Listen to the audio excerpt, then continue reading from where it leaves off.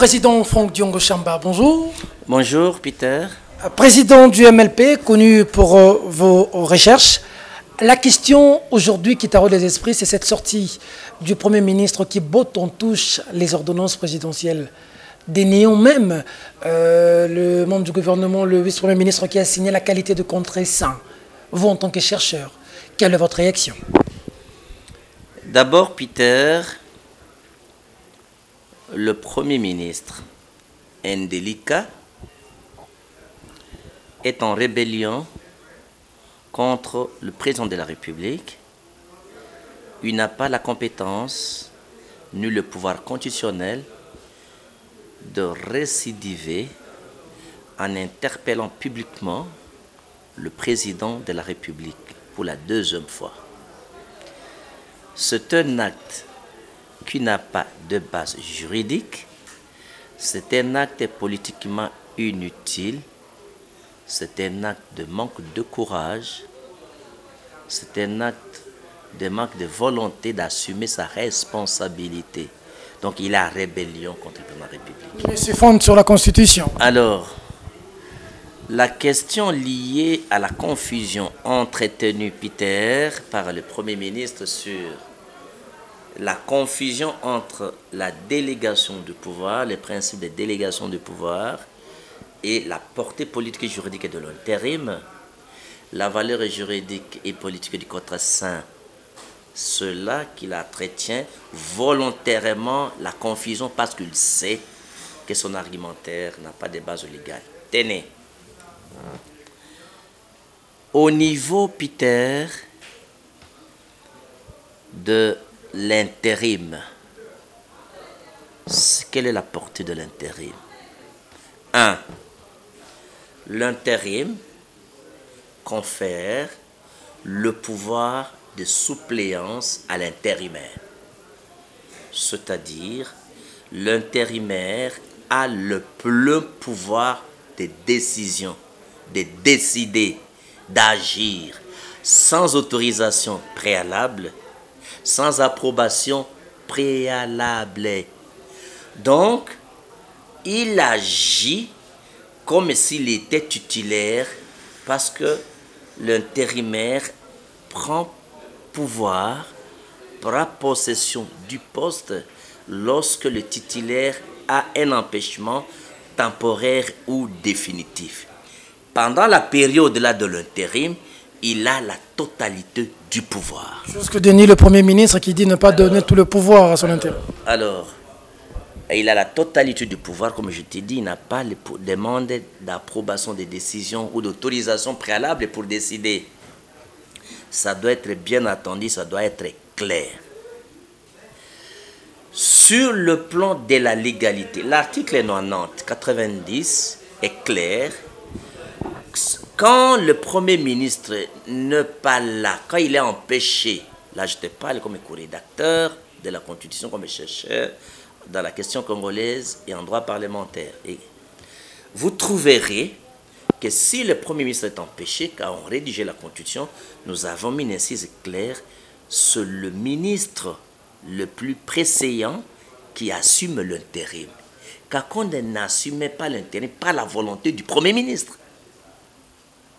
Parce qu'il était le ministre le plus préséant. C'est à cela. Et le Premier ministre sait pertinemment bien, ou alors soit par ignorance, ou par mauvaise foi. Parce qu'à ce jour, Peter, il n'y a pas une loi qui organise le pouvoir d'intérim, qui limite le pouvoir d'un intérimaire. Dans quelle loi trouvait-il le pouvoir de limiter le pouvoir de l'intérimaire? Parce qu'en droit congolais, il n'existe pas de loi qui organise l'intérim. Nous nous servons toujours de la jurisprudence et de la doctrine. Vous avez un des savants qui a écrit, c'est le professeur Vundawe. L'intérimaire a la totalité du pouvoir. Parce qu'en droit, on dit ce qui n'est pas interdit est permis. Où est-ce qu'il est interdit au ministre intérimaire, au premier ministre intérimaire, d'avoir la totalité du pouvoir? D'accord. Mais donc, ça c'est une faute. Et la confusion entre la délégation du pouvoir. La délégation du pouvoir du Premier ministre, c'est dans l'article 92. Et là, nous avons dit ceci. que le Premier ministre peut déléguer une partie de son pouvoir à n'importe qui, au ministre. Mais ici, quel est le problème? La délégation du pouvoir, un pouvoir de délégation, on peut être sur place et tu délègues une partie du pouvoir là-bas. Mais l'intérim, c'est l'absence du titulaire. Il ne faut pas confondre la délégation du pouvoir et l'intérim. D'accord, mais j'en ai déjà expliqué. Le FCC soutient le Premier ministre dans sa démarche, va jusqu'à évoquer l'article 81 de la Constitution qui dit qu'avant que le président de la République nomme les ambassadeurs, les officiers généraux, les chefs d'état-major, ça doit être fait. On parle de la proposition du gouvernement délibérée en Conseil de ministres. Chose, il semble-t-il, qui n'était pas faite. Laissez-moi vous dire que dans les ordres, d'abord les ordonnances du président de la République, est-ce que la position du Premier ministre, est-ce que ça va empêcher l'exécution de ces ordonnances? Non. Et là, j'entre dans les contreseins. Avant d'arriver là-bas, ces ordonnances, au regard du droit congolais, des lois congolaises, de la constitution congolaise, tous les actes posés par Gilbert Kakonde comme vice-premier ministre le plus préséant et comme premier ministre intérimaire, les actes sont légaux, normaux et réguliers et ont commencé à être exécutés et ça sera exécuté en totalité. Les contreseins ne confèrent pas, ou les contre-signateurs ne confèrent pas la légalité aux documents contresignés. Peter, le président de la République a l'autorité sur le Premier ministre. Et le président de la République a deux sortes de pouvoirs. Le pouvoir propre, pouvoir autonome, et le pouvoir partagé. Dans le pouvoir partagé, dans la mesure d'application, c'est là qu'il a besoin du contre-seing du Premier ministre. Et si le Premier ministre n'est pas là, son intérimaire. Et dans la jurisprudence congolaise, je viens de vous donner 13 ordonnances ici, Peter, où vous trouverez, je vous les redonne, 13 ordonnances, où vous trouverez que ce n'est pas pour la première fois qu'un vice-premier ministre, assumant l'intérim, et Peter, essaye de contresigner avec le président de la République. Ça a déjà été fait dans le passé. Non, mais je peux vous lire quelques ordonnances ici. Quelques ordonnances, en commençant par l'ordonnance nommant... D'abord l'ordonnance nommant aux fonctions et au grade de procureur général de la Cour de cassation. Kabang et Numbi Flori. Quand on a nommé Kabang et Numbi à la Cour de cassation, mais c'est Shokitondo qui a contresigné. À la place, Kabila a signé avec Shokitondo. Ça a été signé le 11 juin. La même chose qu'on a signé Minga. J'ai ces ordonnances ici. Je vous donne, ça c'est en justice. Donc, c'est pour vous dire, je vous donne toutes ces ordonnances, vous m'avez présenté comme un chercheur, vous avez des preuves. Donc, ce n'est pas la première fois qu'un vice-premier ministre, assumant l'intime du premier ministre, signe une ordonnance. Ça a déjà été fait dans le passé. Mais je vous donne dans les passés, vous venez de voir, même le procureur général de la Cour de cassation, Kabang et Numbi, a été contresigné, ça a été contresigné par Shokitondo en lieu plat du Premier ministre. Mais pourquoi le FCC est fâché de cette situation et menace même la coalition?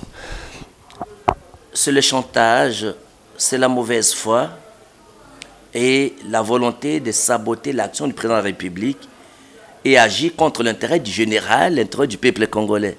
D'ailleurs, s'ils avaient le courage de leur opinion, s'ils étaient sincères dans leur approche, c'est faire la rupture entre eux et le président de la République. De sorte qu'ils demandent au Premier ministre, qui est indélicat, de démissionner. Ça va permettre au chef de l'État de nommer un informateur et qu'on identifie la majorité. S'ils auront toujours la majorité, ils désigneront un Premier ministre. S'ils perdent la majorité, ils vont passer dans l'opposition. Ça, c'est le chantage. Qui demande au Premier ministre de démissionner ou que le Premier ministre lui-même emprunte l'exemple de Lunda Bouloulou pour démissionner. Donc, il faut noter ici que c'est un chantage. Pas une crise comme on l'a vu le Mumbai Kassavo Bouyer. Aujourd'hui, le président et le... Ici, dans ces contextes démocratiques, ça va pousser la population de s'approprier de son Parlement et empêcher les parlementaires de siéger, les parlementaires indélicats.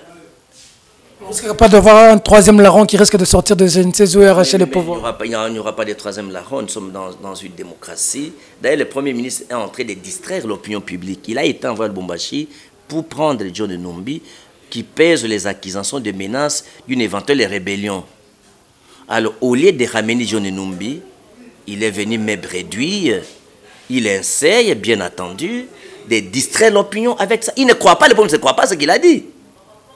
Il va seulement distraire l'opinion. Il ne croyait pas, Peter, il ne croyait pas ça. Il faut que tu notes que le contre-saint, c'est d'abord une simple opération, une simple formalité d'authentifier une signature à poser sur un document. Nous allons où avec cette crise? Les contre-saints ne confèrent pas la légalité au document. Les contre-saints n'accordent pas. Donc, le contre-signateur n'est pas qu'auteur du document. Il faut qu'on mette au point sur cette situation. Alors, nous allons où avec cette crise? Ça va déboucher à quoi? Déjà, le président de la République avait dit que la coalition se porte bien, ça va continuer. Avec cette crise, nous allons où? Comment vous entrevoyez l'issue? Ensuite, on va se taper dessus et puis on va revenir sur la table Libalego. Continuer. Bon, je ne suis pas du CAJ, je ne suis pas du FCC, je ne suis pas porte-voix chef de l'État. Je parle comme combattant de la liberté et les devoirs de vérité de chercheurs me demandent d'agir comme citoyen républicain. Vu dans cet angle-là, à l'allure où vont les choses, le président vous a dit que je ne vais pas dissoudre le Parlement. Mais on pousse le président à dissoudre le Parlement. Je ne pense pas que le président a la volonté de demander la démission au Premier ministre. Les composants du Premier ministre demandent à ce que le président demande sa démission. Et le Premier ministre dépend de Yémei, on sait que ce sera compliqué de demander sa démission. Oui, mais il peut lui-même démissionner parce qu'il est indélicat. Je vous ai dit que le récidiviste, un Premier ministre, ne peut pas poser des actes de manque de collaboration auprès de la République. Je vous donne un cas de figure. Dans sa déclaration, d'abord sur le plan de la forme comme un parlementaire, un Premier ministre ne donne pas une déclaration en dehors du Parlement. C'est une déclaration, c'est pas communiqué sur une déclaration. Il doit intégrer les déclarations. Est-ce que c'est parce qu'il va éviter et je ne sais pas pourquoi. De deux, ça, c'est la forme est déjà mauvaise. Dans le fond, quand vous lisez la lettre, il va à nouveau voir le président de la République. C'est-à-dire, tu comprends qu'il n'a pas rédigé lui-même ses documents, il a été manipulé. Donc tu comprends déjà, et tu verras que les phrases de sa déclaration se retrouvent dans les communiqués du FCC. Donc, pour comprendre qu'il y a eu les mêmes rédacteurs des mêmes documents. C'est manque de personnalité, manque d'autorité. C'est un homme voué à la manipulation. C'est une honte. Il doit prendre le courage de démissionner. Sinon, on va pousser le président à demander sa démission ou le peuple congolais à s'occuper de récupérer son pouvoir total. Dernière question. Qu'est-ce qui fâche le plus dans les décisions prises par Félix Tshisekedi? Qu'est-ce qui est dedans que le Congolais ne voit pas qui fâche le plus le FCC? Je crois que c'est la volonté d'aller dans le sens de libérer le pays du FCC. Le fait qu'il met l'ordre dans l'armée. L'armée doit être une armée républicaine. Le fait qu'il mette l'ordre dans la justice, c'est ce qui fait que tous les complots, parce qu'au même moment que l'FCC monte un complot contre les prochaines élections en nommant Malonda, le président renvoie. Au même moment, le président de la Cour constitutionnelle démissionne. Au même moment, on nomme les autorités dans l'armée et dans le pouvoir judiciaire. Ils comprennent que dans cette logique, l'état de droit va être consolidé. Et face à l'état de droit, le FCC qui n'a qu'un pouvoir de tricherie ne saura pas résister. Donc, ce qui fâche, c'est l'avenir politique du FCC est hypothéqué. Ceux-là, ils n'ont plus d'avenir politique. Ils craignent qu'avec cet état de droit, avec l'ordre dans l'armée, l'ordre de la justice, on va les arrêter tous. Au même moment, il met la commission de lutte contre la corruption, donc ils n'ont plus d'avenir. L'avenir est incertain. C'est ce qui passe. En réalité, c'est le développement de l'énergie de désespoir. Ils ont perdu confiance, ils ont perdu espoir et espérance. C'est l'incertitude de l'avenir. Ceci est un devoir de vérité ou de redevabilité que vous faites? Devoir de vérité. Franck Diongo. De redevabilité. Franck Diongo Chamba, merci. Merci Peter.